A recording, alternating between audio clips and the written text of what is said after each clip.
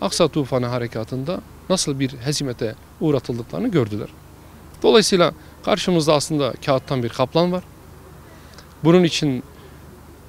Bununla mücadele için tek eksiğimiz irademizdir.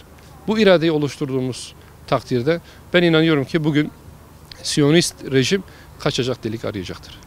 Ama her zaman olduğu gibi şunu da ifade etmek lazım. Özellikle Siyonistler Müslümanların dağınıklığından, birlik ve beraberlik içerisinde olmamalarından, vahdette bir arada olmamalarından güç alıyorlar.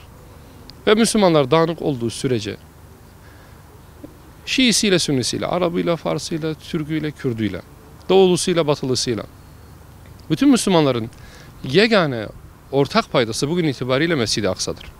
Bunda bile ittifak edip bir mücadele içerisine girilemiyorsa bu bizim ayıbımızdır. Bu ayıptan bir an önce kurtulmamız gerekiyor.